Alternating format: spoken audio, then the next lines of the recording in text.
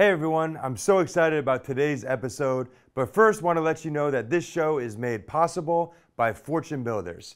I also want to take a minute to invite you guys to an amazing opportunity to learn from some of the top experts in the real estate industry about how to get started in real estate or scale an existing business to the next level. FortuneBuilders is hosting a one-day webinar to help you learn about real estate investing in today's market.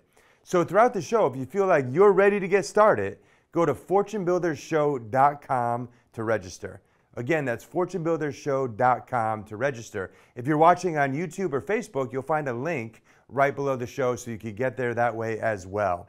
And please remember that the content of this show and every show is for educational purposes only.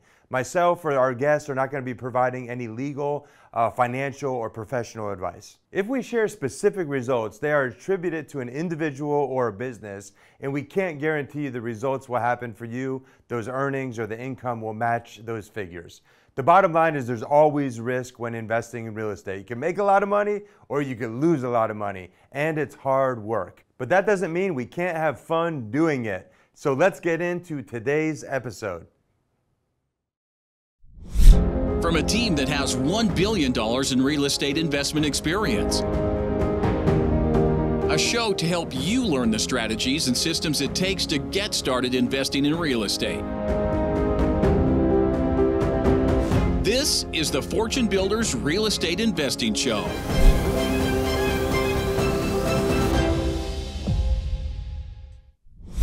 All right, welcome everyone to this week's episode of the FortuneBuilders Real Estate Investing Show. I'm your host, Jeff Rutkowski, pumped for today's episode because I'm going to be talking about probably my favorite lead class in terms of finding motivated sellers with distressed properties that us as investors can buy and hold, can fix and flip, whatever it is our heart's desires, and that is the lead class of probate leads.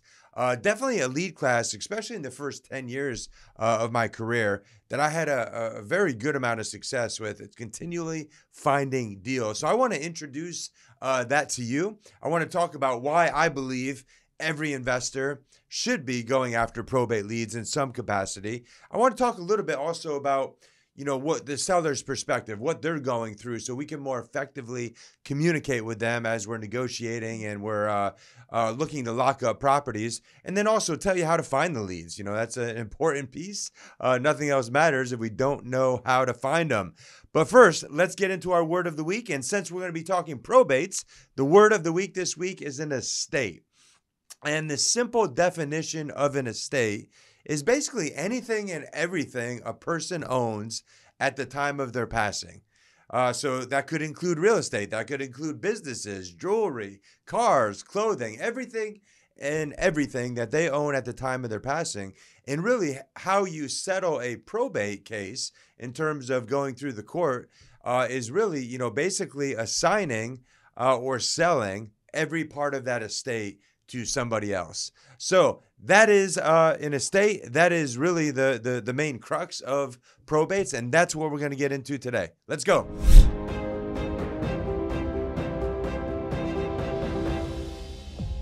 All right. So, man, so much going on in the world. I'm recording this session. Let's see what's today, January 25th. We're going to be airing this episode next week. So, a lot going on in the world. We just had one of probably the best weekends of NFL football that I've ever heard about. I say heard about it because I didn't get to see any of the games.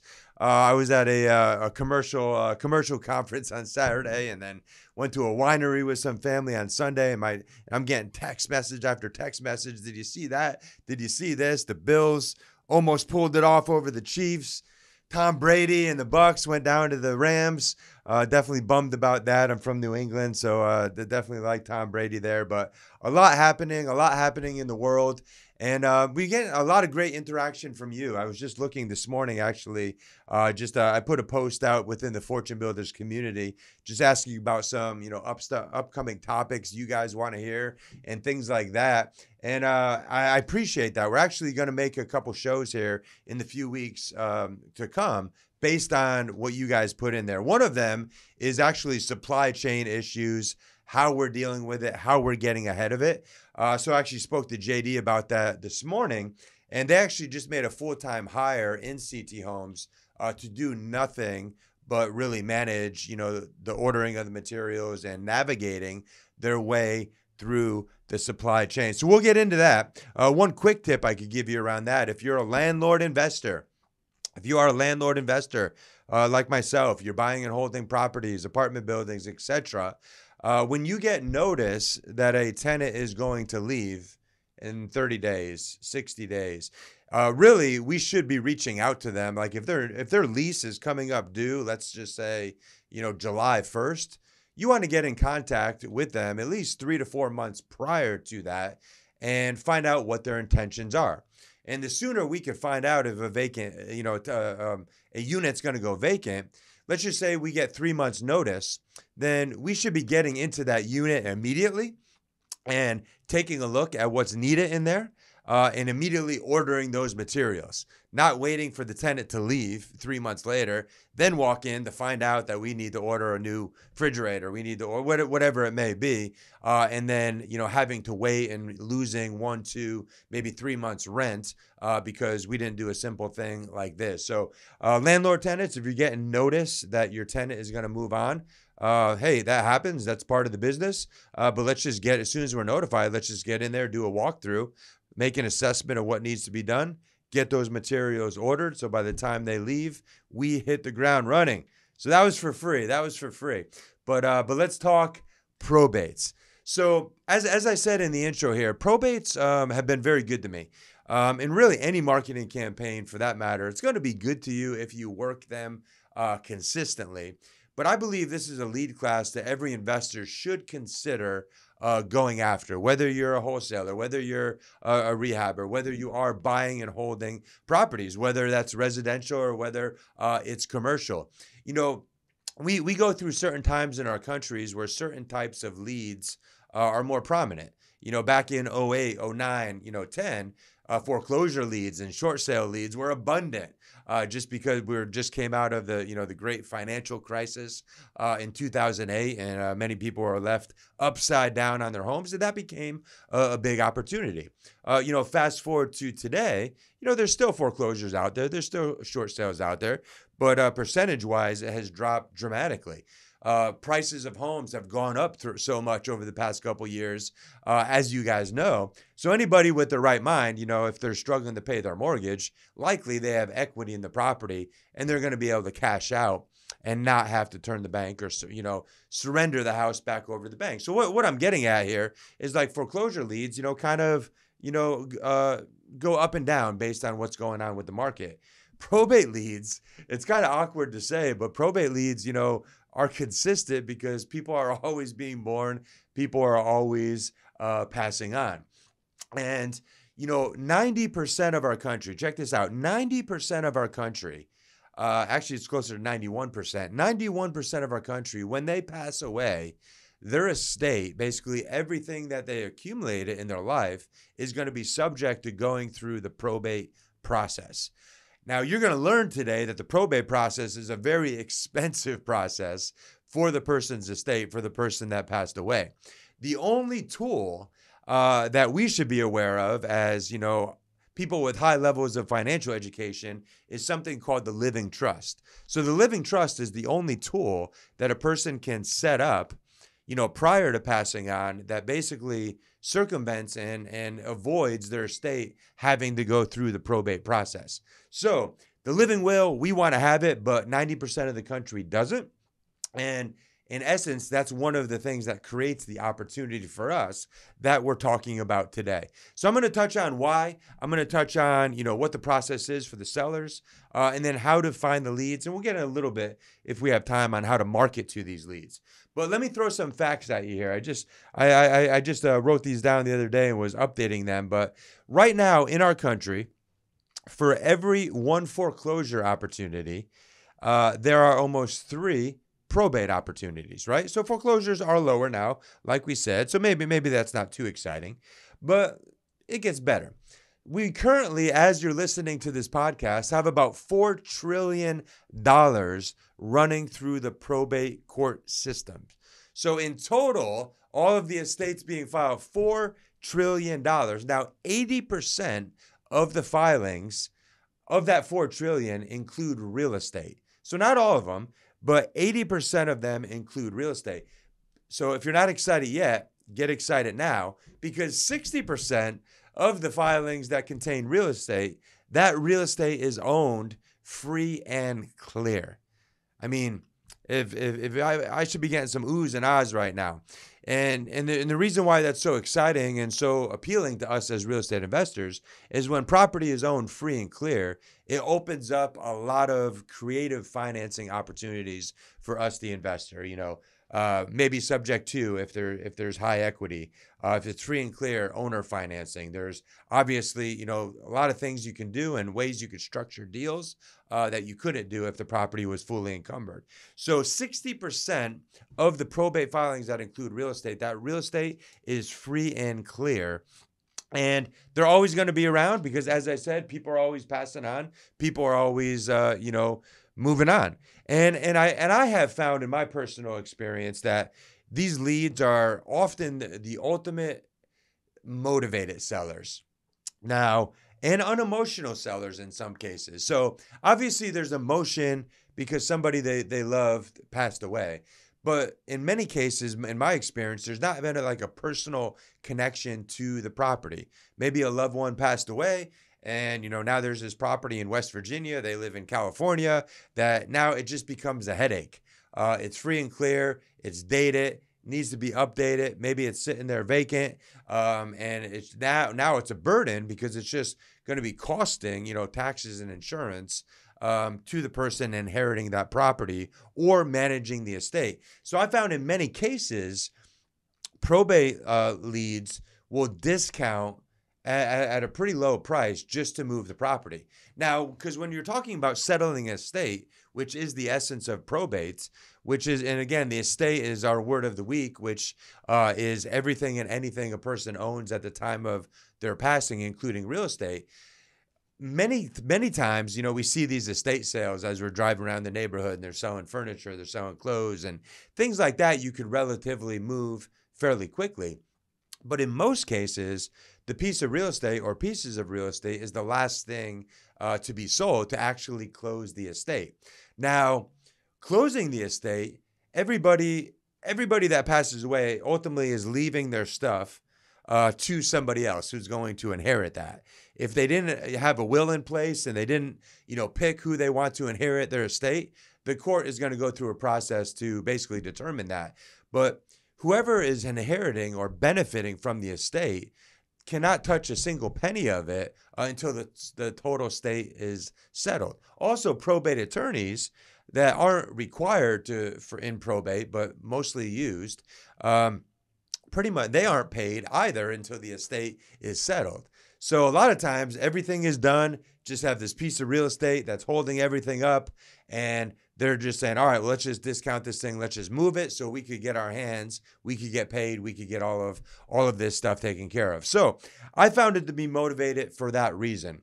But let me start by giving you a simple definition of what the probate process is. So the probate process is defined as a legal process of transferring the assets of someone who has passed away to their heirs and loved ones. And why do you think our government in the United States of America has set up this process? Man, if I had a way to interact with you, I know you would be saying for taxes, for money. And you're absolutely right. The government makes a lot of money. It's a huge multi-trillion-dollar revenue stream for the federal government year over year over year. It's amazing to me how much taxes we pay while we're breathing, but it's even more amazing how much you could have to pay in taxes when you pass on. So this is something that's been in place since the 1800s. It's not going anywhere, and it's very costly. I remember when I started studying this about 12 years ago, and I read a bunch of books on it, went to some seminars and things like that. But I remember this one book, because everything in the probate process is legal records. Everything that we're going to be getting into today, you could go down to town hall, you could pull the leads, you could see the inventory of assets, all of these different things. And this book I was reading, it had Elvis Presley's basically public probate records. And long story short, is when Elvis, don't quote me on the exact number, I'm in the ballpark though, but when he passed on, his estate was valued somewhere around like $13.7 million. And after his estate went through the process from start to finish, basically in taxes and legal fees and attorneys, his estate paid out just over $7 million. So more than 50% of the value of his estate gone off the top, taxes, legal fees, attorneys, etc. That's why you and I want to have a living trust.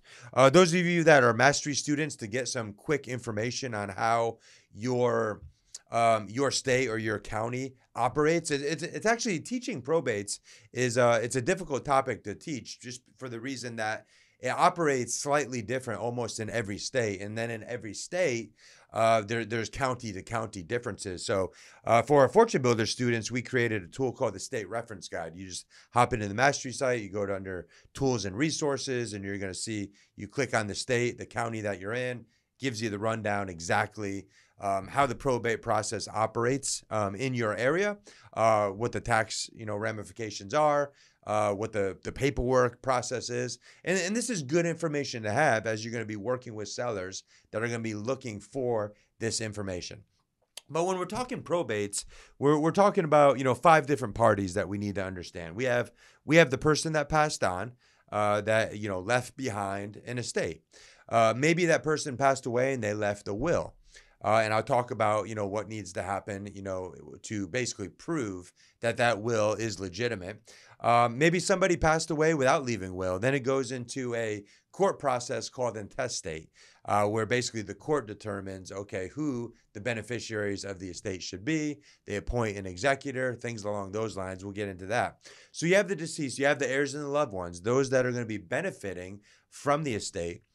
And then you have the executor. The executor is kind of like, the point guard of a basketball team, where they're basically managing, everything in the estate. They're calling the shots in terms of, sell this, assign that, all of that. They're working with the probate court, the probate attorney. There's things that do require the probate approval that they have to go through, and things like that. We have a probate attorney, which is not required to settle, estate. But most people do leverage an attorney. It's easier, and they know what they're doing, and most Americans do that. And then finally, you have the probate court and the judge. And really, the judge's main role is to honor the wishes of the person that passed away. If they left a will, to basically prove that will, and then make sure that everything that the person that passed away, all the things that they wanted to get in certain people's hands, that it gets into their hands.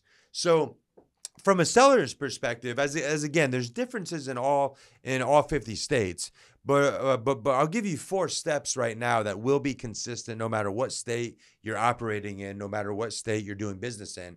And these are the steps that a seller would have to go through after somebody they love passed away. And these 4 steps will be congruent in all 50 states. And step 1 is called approving a will and appointing an executor. So step 1, if the person that passed away has a will, there's a process that the courts systems will go through to prove that will, to basically, make a determination that, yes, this is in fact the legitimate will of this person, and we're going to use this as the blueprint to settle this estate. Also, if for those people that have left a will, normally in a will, they appoint an executor saying, I want this person to basically manage, settling my estate when I pass away. And if they did do that, and that person is in the will, they'll come before the judge and basically say, yes, I'm ready, willing, and able to serve in this capacity. If they're not willing to do it, then the court will go through the process of assigning another executor. So that'll be step number 1. Also, in step number 1, the executor will be opening up a bank account on behalf of the estate. And then from that point forward, everything that's sold or liquidated will all be funneled into that bank account. Any expenses that have to be paid during the duration, taxes, insurance, things like that, will be paid from this master bank account. And then once the whole process is complete, the estate has been settled, all assets have been, assigned to the person that passed away wanted them to go through, or liquidate it, then funds will be dispersed from that bank account. So step one, proving the will, appointing an executor, opening a bank account. Those are the three main, action items that are happening during step one. Step two is now you're going to put together an inventory of the estate's assets. So this is everything that the person owns, all the real estate, and we're putting ballpark values on these assets. In some cases, executors will get, maybe a broker's price opinion of value. Maybe an appraisal, most likely, probably just an estimate of value. And basically just putting a dollar amount that, okay, ballpark, this is kind of what this stuff is worth. And then we're going to bring that inventory before the judge. Say, Judge, this is all the stuff the person has at the time of passing. These are the estimated values. We're going to move forward and sell these items, and these items are going to be passed on to, this person. So that's step number two, simply taking an inventory of the assets, all assets, including real estate, and then placing estimated values on those items. Now, step three is now we begin to distribute or liquidate those assets. So if there's a rental property that was part of the estate, and in the person's will, let's just say it was my will, and I say, I want this property to go to my daughter, Juliana. Then at this point, that asset will be distributed and transferred to my daughter, Juliana. So that would be an inherited property. She would be, if you pull another list, which is very closely related to a probate list, is an inherited property list. So Juliana wouldn't show up as a probate lead, but she would show up as an inherited property lead because she just inherited that property from, in this case, her father's estate. So one thing, I'm getting a little ahead of myself, but one of the things when you're pulling probate lists, as I'm going to talk about later, pulling inherited property list is also a very valuable list to do as well. And then if any of the assets are not being distributed to a person, then they're going to be put up for sale, and that's when these properties will hit the market. Or if we have a connection with the executor, which we should, prior to that happening, then we should already have an offer in place ready to go, and I'll talk about what happens with that offer. And then step number 4 is settling the estate. So everything in the person's estate must be either distributed or liquidated. Everything that was liquidated and sold, that all is sitting in a master bank account. Off the top, taxes is being paid, attorneys are being paid, legal fees are being paid, and then whatever is left is going to the beneficiaries of the estate. So again, that's why you and I should have a living will, a living trust, so we don't have to deal with that. But so that's really, in my mind, why we should be going after them. I talked about that. It's a consistent lead flow, motivated sellers. 80% of the filings include real estate. 60% of them are free and clear. And then we just walk through the 4 steps that are consistent in all 50 states that the sellers will go through that we can be aware of.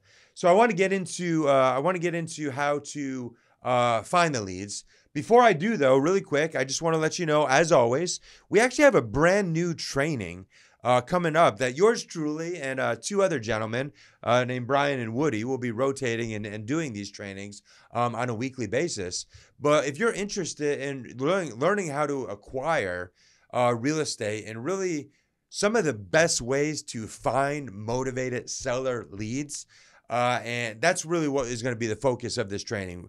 Finding motivated seller leads, walking through a quick acquisition process to where you shouldn't have, in this business, you should not have to spend more than 2 hours from start to finish to get an offer on a property out of the door, have everything ready to go if it gets accepted. And we want to teach you how. If you're interested in learning those things and those skill sets, click the link below this video, FortuneBuildersShow.com. That's FortuneBuildersShow.com. And maybe you'll be on the training with me. I look forward to seeing you there. We do them live on Zoom. So lots of fun. Lots of opportunity to interact and just really talk about real estate, man. Real estate's exciting. Real estate is exciting. At least it should be exciting if you're doing it the right way. And that's why I love teaching and training, because I have experienced it the wrong way. Now I'm living it the right way, and man, it's a beautiful thing. But let's get back into probates here. So how to find the list? You have about 4 different options here. we can buy the list, of course. There's, Real Flow is where I get my probate leads from. There's also, USProbateLeads.com is a source that I've used before. USLeadList.com is also very good. Not technically probate leads, but what they are is inherited property leads, which, as I mentioned a moment ago, are very closely related. So Real Flow includes probate leads, many other types of leads as well. USProbateLeads.com and then US Lead List are probably my top 3 recommendations. You just swipe the credit card, you have the leads. It's a beautiful thing. But one thing to know is that probate leads are public records. So when you swipe that credit card and paying, what you're paying for is the convenience of them being brought to you. And that's how I like to do it. But when I got started in the business, I didn't have the ability just to swipe some credit cards and pay for the lead. So I would go down to town hall and I would manually pull the list every Monday. And I'll talk a little bit about how to do this here in a moment. But another way of finding them is also through print and online newspaper ads. In most states, it's a requirement that before an estate gets settled, that they post an advertisement in a local publication or an online newsletter that basically says something to the effect like, hey, if anybody feels they have any claims against this estate, you have 60 days or whatever to come forward and speak, contact this person or contact that attorney. So that's a probate lead, sitting out there. So 1, we could swipe the credit card, we could purchase them. 2, we can manually pull the list. 3, we could look in online or printed publications. 4, we network and we develop relationships with probate attorneys that will be handling it. Because you got to remember the 4 steps that we talked through. Step number 1, you're basically setting up, you're getting ready to go. Step number 2, you're doing an inventory of assets. It's not until step number 3 that the properties get listed for sale. So really where we want to come in as investors is in step 1 and step 2. While the property hasn't hit the market yet, but we want to get in front of that seller, get offers in front of them. Even if they can't yet sell it, have that offer ready to go.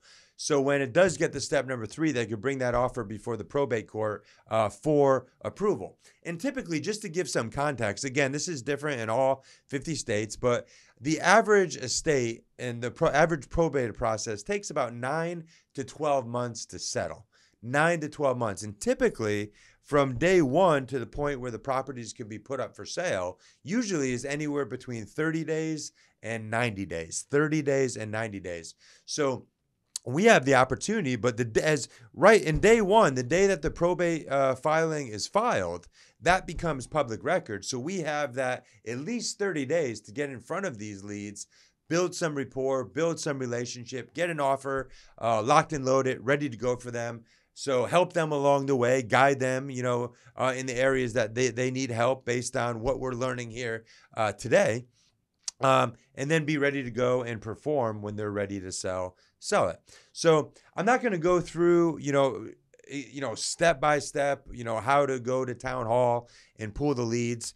But basically, you're going to go to your high level. You go to your county or you go to your town hall, and typically there'll be a probate office if it's a big town. If there's not a probate office, there'll be you go to the clerk's office and just ask who handles the probate leads, who the probate filings is what you want to call them.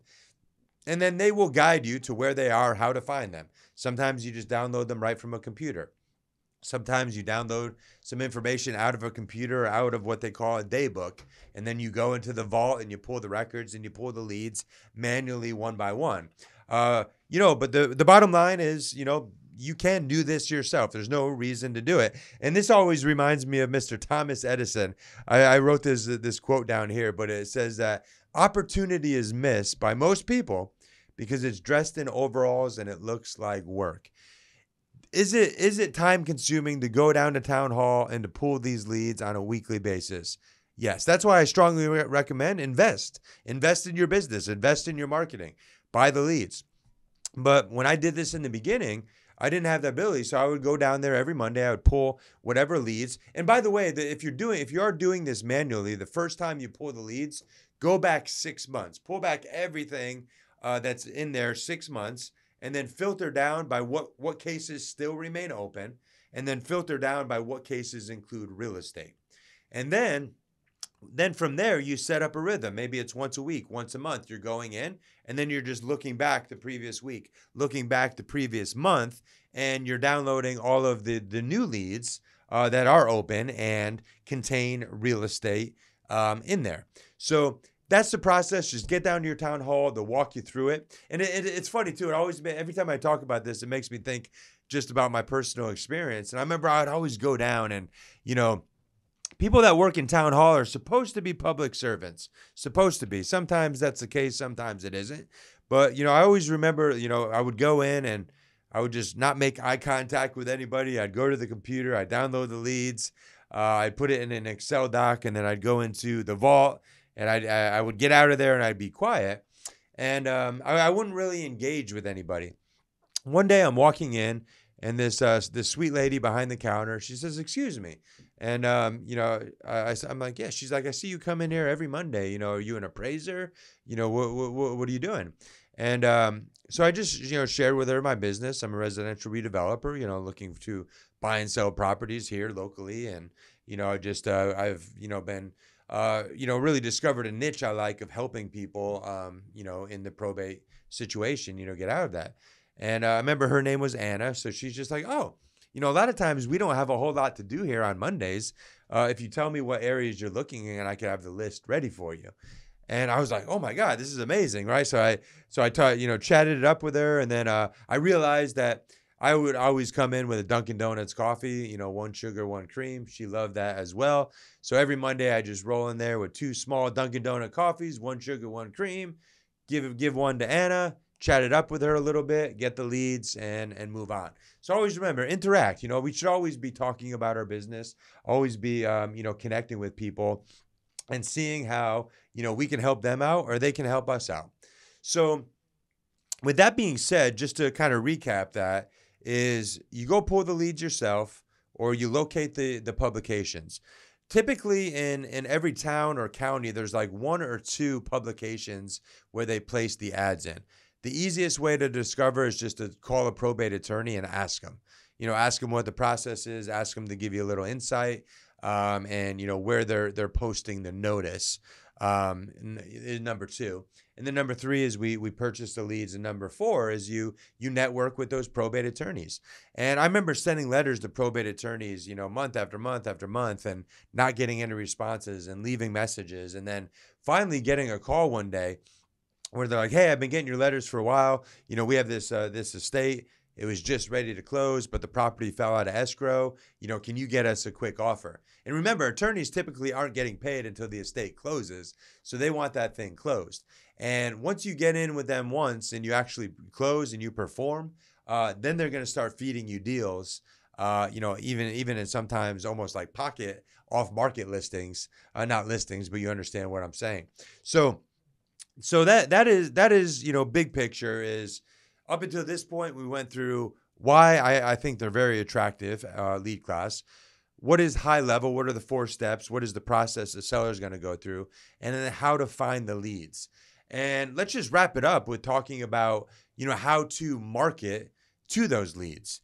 And there's really 3 ways that over the years we have found very effective.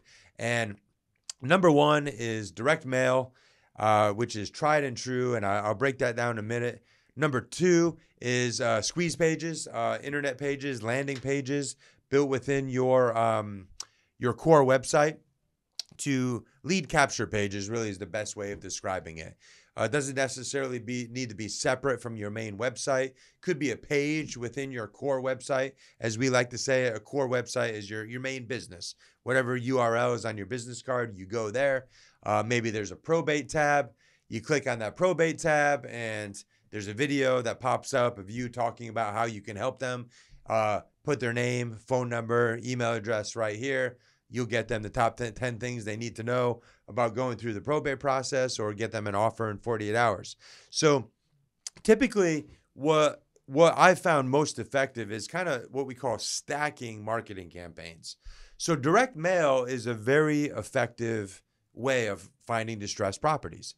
It's tried and true. It's something we've been tracking data on this since 2004. And it's just one of those ways of marketing that performs.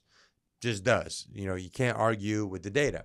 Now, one thing that's important to understand, though, about direct mail, and if you're marketing to, probate leads, is that we have found yellow letter in red ink has been the most effective.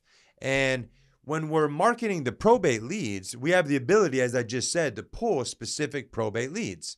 So we know everybody that's going to be receiving one of our letters is a probate lead. So we want that letter to speak to the probate process, right? So we design our letters, to basically create desire and to speak knowledgeably about the probate process. So they get a feeling that, man, we can help them. But the one thing that's important to know with direct mail is that good response rate on direct mail is like 1% to 2%.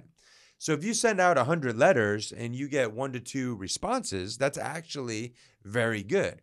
So that's an important thing to know, going into it. And when it comes to probate leads, typically I have found most effective over the years to do a series of 4 letters, where I will do a letter, week 1, the initial letter. 2 weeks later, letter number 2. I basically stagger them. I'll do 4 letters separated by 2 weeks. So send the letter, 2 weeks later, letter number 2, 2 weeks later, letter number 3, 2 weeks later, letter number 4. Now, you put in there your business name, you put in the phone number that you want them to contact you on, but you are leaving money on the table if you are not setting up a corresponding lead capture page. Because will people be more likely just to call some random stranger that sent them a funky looking yellow letter, or will they be more likely to look them up online? So if we have a lead capture page designed for probates or whatever lead class we're marketing after, then that's the URL that goes in the yellow letter. That's the URL they type on their home computer, and that's where they land. So now, because is there an investment required to do yellow letters? There is, unless you're, doing them yourself, which I don't recommend. I have had to do that, and you're licking and sticking, for hours. Your tongue is going numb, and all these different things. You don't want to do that if you don't have to do that. But there is an investment required. So I want the biggest ROI on every investment I make. So yellow letters, 15 years ago, all we did was put, phone numbers on it. If you're doing it today without a lead capture page that corresponds to it, you're just leaving money on the table, and definitely something you want to think about. And also too, I kind of joke these funky yellow letters, but they're kind of weird. They work, but they're kind of weird. We're not sending letters on professional letterhead. We're sending yellow letters that appear to be handwritten with our company name and phone number. And typically, somebody in good financial health is not going to respond to something like that.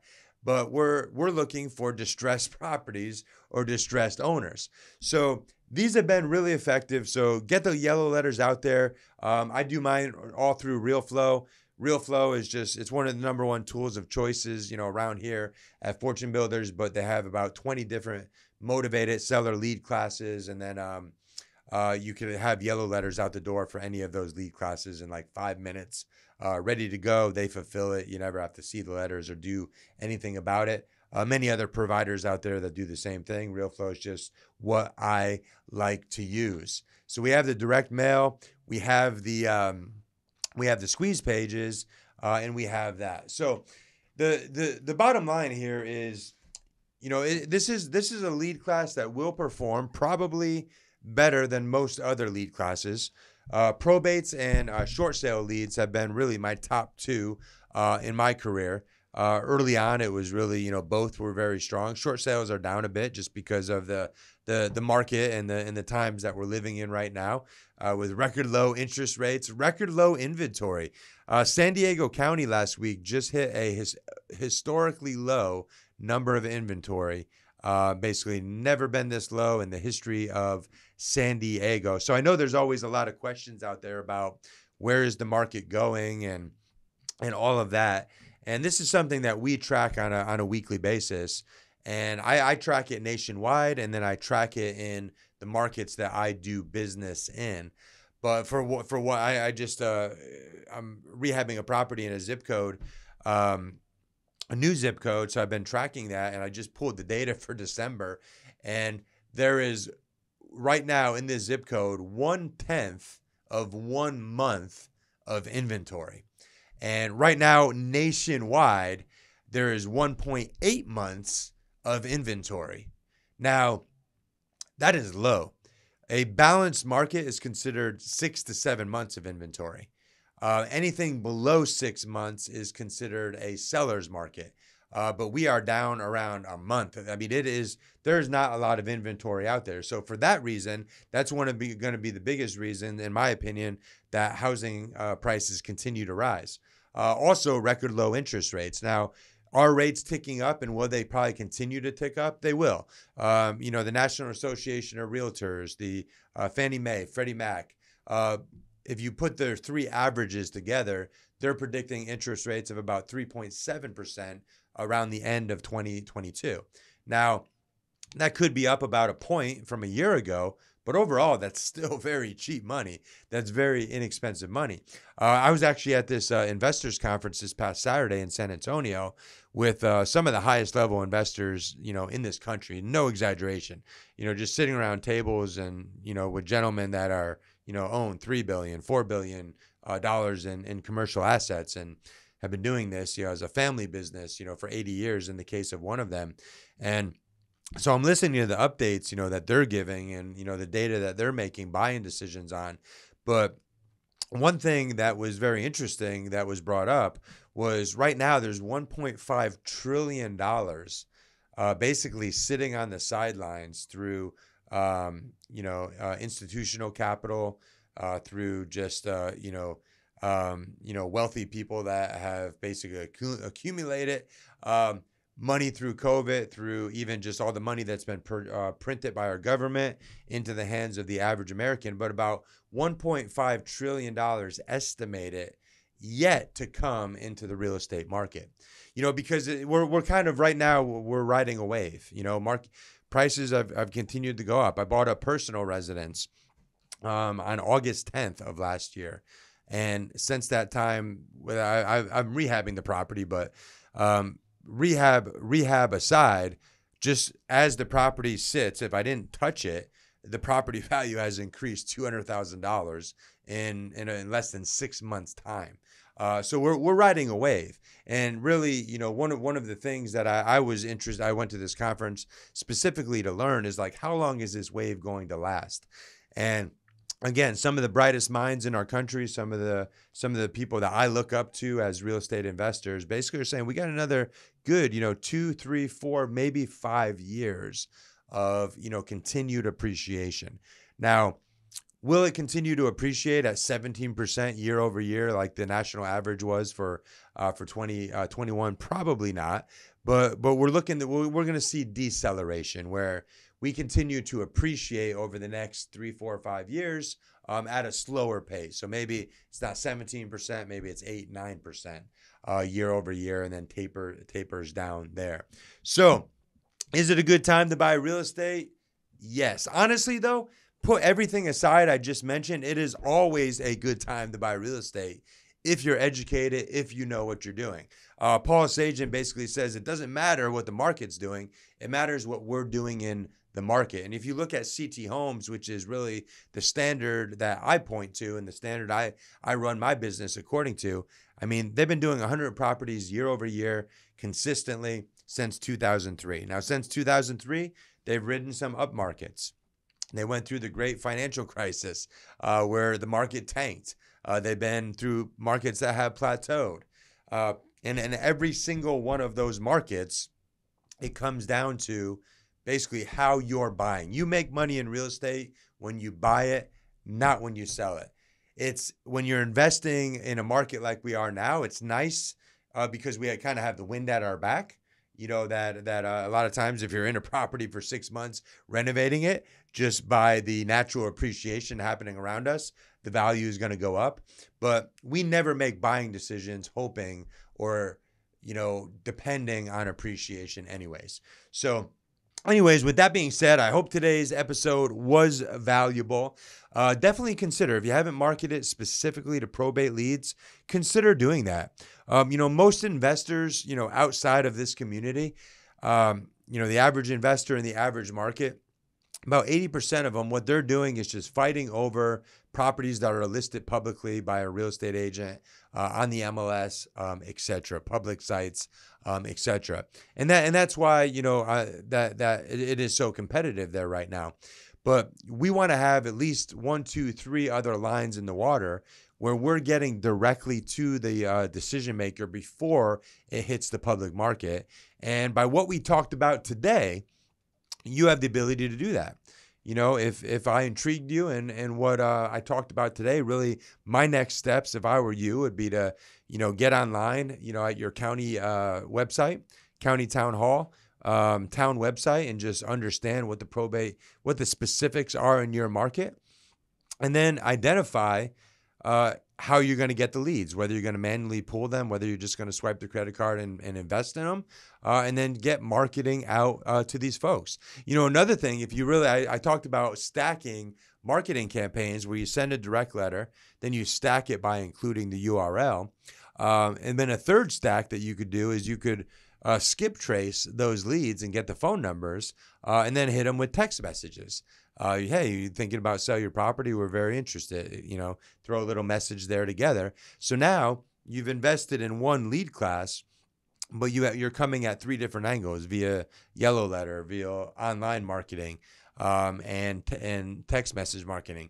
You could even go to a fourth stack, and you can market directly to those leads on their, through Facebook ads. What you can do on online marketing today and Facebook ads, and how you could filter down and actually have those exact probate leads have your Facebook ad appear only on their profile, is absolutely amazing. So really, what I've always liked to do is to look, how do I maximize every single lead class I'm dealing with? So in probates, that's exactly how I've done it. That's exactly how I like to do it. Because again, you're just leaving money on the table if we're not looking at how all the different angles and all the different ways that we can come at it. So that would be my recommendation to you. That is probate leads. I appreciate your feedback. We're definitely going to be getting into next week with JD. We're going to be talking through specifically how CT Homes is handling the supply chain issues, how they're getting ahead of that, how they're making sure that they have materials when they need them at their jobs. Because I know that's a big request that you guys have wanted to hear about. So we will definitely bring that to you next week or the week after. It'll be one of the next 2 episodes for sure. But I appreciate you guys. Appreciate you listening. Continue to share this podcast with as many people. We're still very new, like 26, 27 episodes, something like that. But our mission is to empower your purpose through financial education. So share us with your friends and continue to interact with us and with myself on Facebook and YouTube, and let us know questions you have, things that you'd like to see more of. One thing that I will be getting to here in the next couple of weeks is how to buy your first rental property. That's something I've got a lot of questions about, and I've been working on just a way to kind of teach and train on it via podcast that could apply to everybody listening. So I'm excited for that. Excited for you. Have a great week, and we'll see you next week on the Fortune Builders Real Estate Investing Show. Talk to you soon.